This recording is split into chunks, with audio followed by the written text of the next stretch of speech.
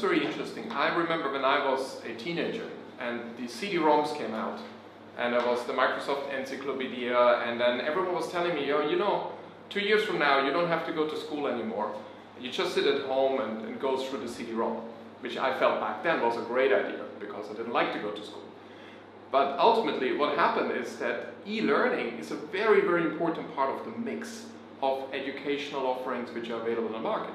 But it hasn't replaced the professor, it hasn't replaced the tutor, it hasn't replaced the teacher, but it made the whole space more efficient and more innovative. And we believe that the same is going to happen in the financial advice and wealth management space.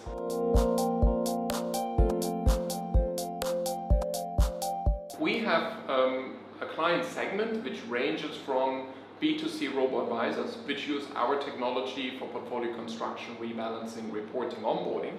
And at the same time, we also service large financial institutions like some of the biggest banks in the world, which are live with us in multiple countries. So both of these segments are equally going to benefit from our technology because it's a very hard thing to replicate. And once you get into the doing of actually doing it rather than just conceptualizing it, it becomes very difficult to replicate in-house, and it's also very expensive to do in-house. It takes a lot of time. So it makes a lot of sense to work with companies like us. The whole world is moving from a product-driven sales approach to a portfolio-driven sales approach. And that's where the whole robo-advice or digital wealth management is coming in. And you know, a lot of people ask us this, they say, oh, your clients like a big bank, they must have all this technology.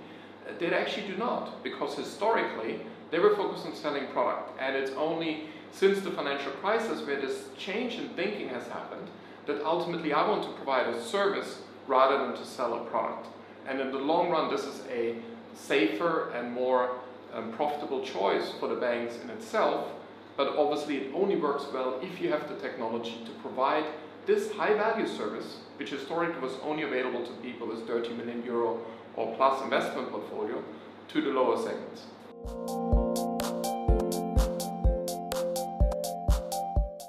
I think what you need to take into consideration that Hong Kong has a huge resource and talent pool.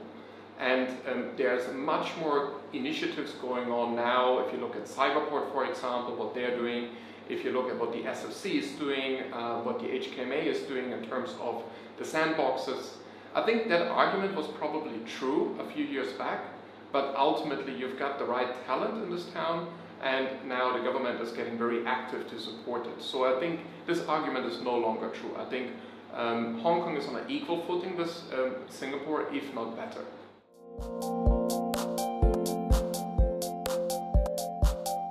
If you ask me honestly, there's a talent shortage everywhere. I mean, we have operations in Europe, for example. It's hard to find good people wherever you go in the world, right? And there's a global competition around talent. I think Hong Kong is not too bad because what we need people with domain experience, right? We need people who know the financial domain knowledge and the technology knowledge, and they need to combine that. And that's actually a skill set you can find in Hong Kong more likely than in other places.